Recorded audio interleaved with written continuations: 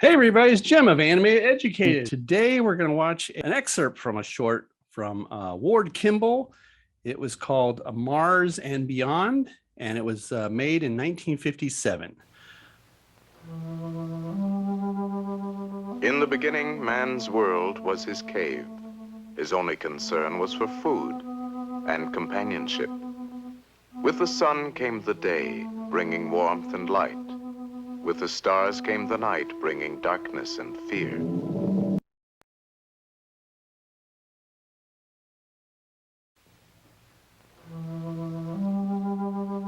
In the beginning, man's world was his cave.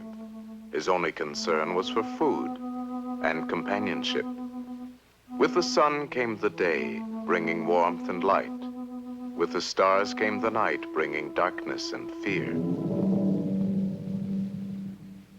Later, when man became a shepherd, he spent more time contemplating the mystery of the stars. Because they moved, he believed them to be living things, possibly the children of the moon breaking away when the moon grew smaller. Then he noticed the reappearance of star formations he had seen before. Where had they come from, and where were they going? An important discovery. The stars fell into the sea. Man's conception of his world had expanded. The earth was an island floating in water, circled by a glittering ring of heavenly objects. As man learned to till the soil, he associated the stars with events of good and evil. When the bull was in the heavens, he planted his crops. This was good. Aquarius, the water carrier, brought the rains. This was also good. With the Virgin of the harvest, the crops were gathered. This was very good. But Draco the dragon brought pestilence and famine. This was evil.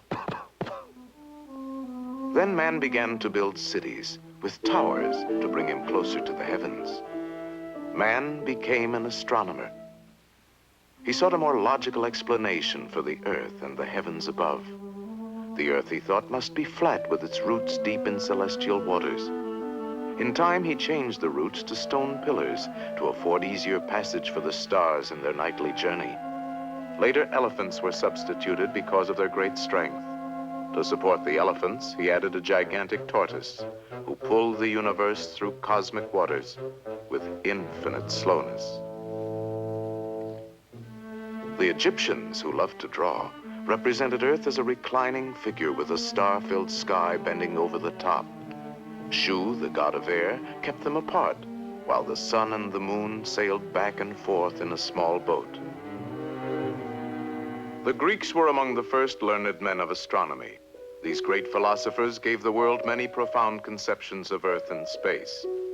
Plato said, "I have found the Earth to be the perfect shape of a cube, standing in the center of the universe, with all other heavenly bodies scattered round and about." Anaxagoras had this to say, "Being in the center of the universe, the Earth is assailed by the rotating ether, which tears away bits of Earth, flinging them outward, setting them afire, creating stars and planets." Then there was Aristarchus. Gentlemen, I disagree. The sun is obviously in the center, with the Earth and other planets traveling in circular paths. And thus the sun Finally, there was Ptolemy. "Learned men of science, I have listened to all your arguments. I now decree that our great Earth stands immovable as the hub of the universe, the supreme center of intelligent thinking." Thus, Ptolemy's decree was blindly accepted as the law of science for over 1,000 years. Free and logical thought was stifled by a black period of stupidity, superstition, and sorcery.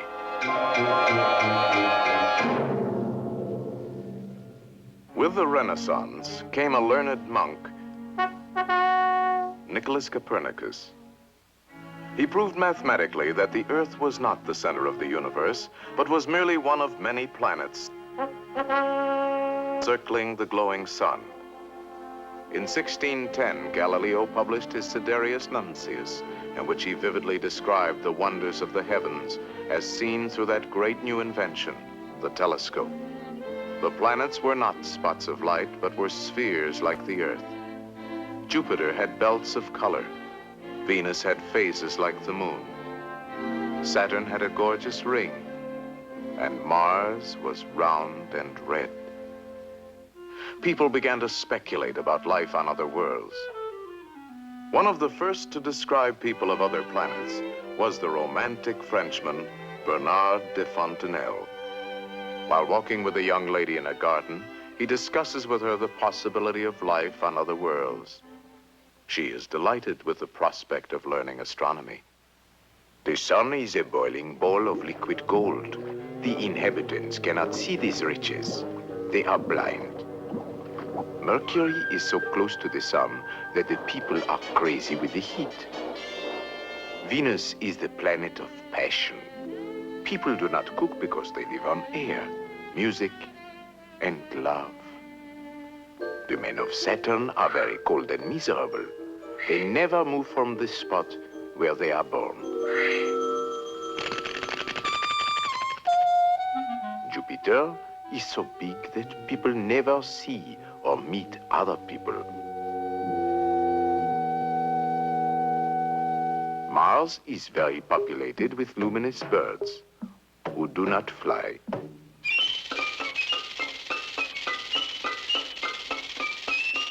In Sweden, a philosopher's conception of life in our solar system revealed that the people of Mercury are very thin. They have tremendous memories.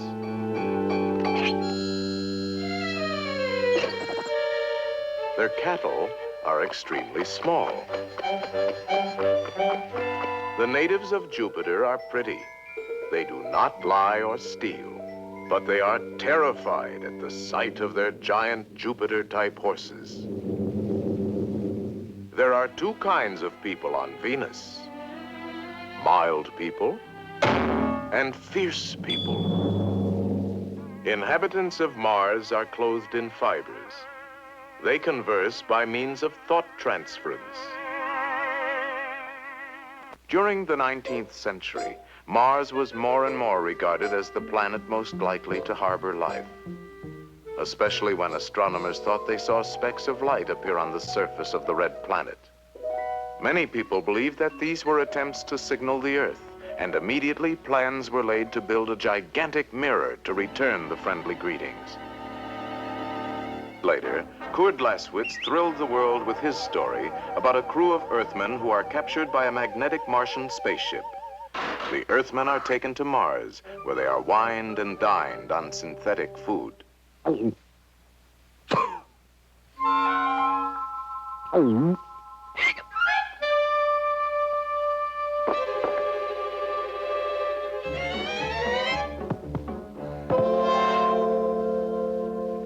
In a story by Robert Brain called Messages from Mars, a sailor is marooned on a lonely island off Madagascar. He discovers a rare and powerful telescope planet, which he immediately focuses on Mars. The Martians he sees are exactly 10 feet tall. Their favorite culture is music, which they inhale in great quantities through their noses.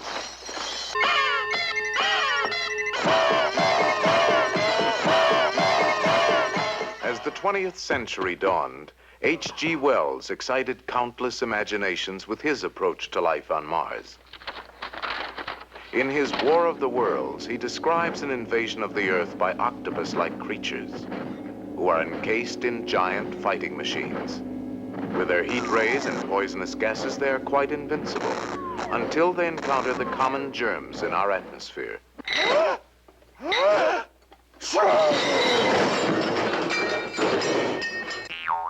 Wells followed his science fiction story with a more serious discussion. He reasoned that plants would grow taller and thinner in the weaker gravity of Mars, and insects would probably be larger than those on Earth. The Martian animals, covered with fur or feathers during winter, would lose their covering with the coming of summer. The people of Mars would probably walk on their hind legs, their barrel-chested bodies covered with a coating of down. Their ample skulls would be crammed with intelligence. and their trunk-like noses indispensable for feats of engineering. Edgar Rice Burroughs supplied his readers with a complete Martian dictionary. Barsoomian, warlike people of Mars. Human bipeds with variegated color characteristics. Banth, Martian lion, dwells in Dead Sea areas, is carnivorous, has 10 legs. Kalat, a pony-sized Martian dog with a frog-like head. Thoth, a dog-sized Martian horse with about 8 legs.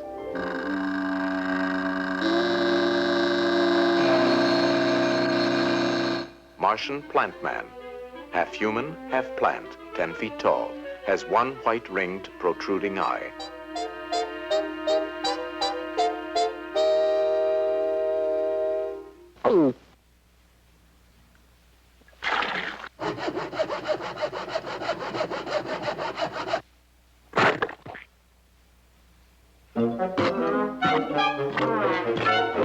Through the years, there have been frequent rumors that Martians disguised as Earthmen walk amongst us. These stories are perhaps strengthened by the thousands of reports of unidentified flying objects passing in an endless procession across our skies.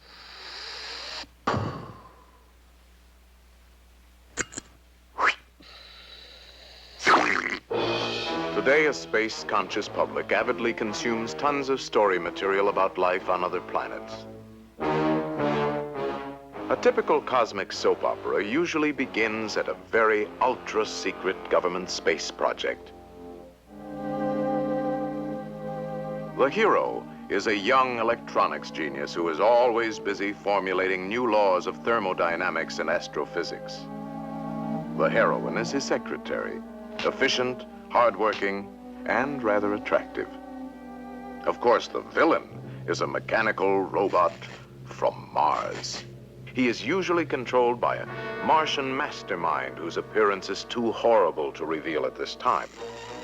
The escape device is a late-model electrophlegmatic flying saucer.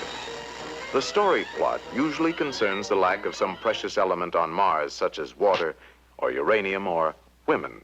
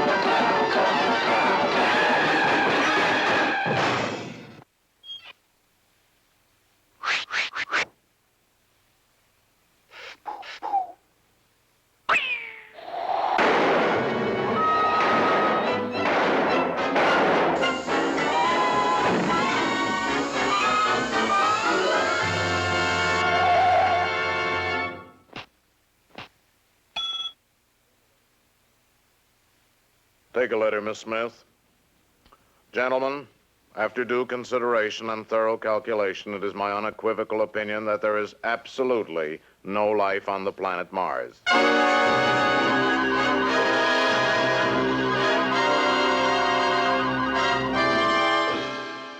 Well, I hope you enjoyed that short by Ward Kimball.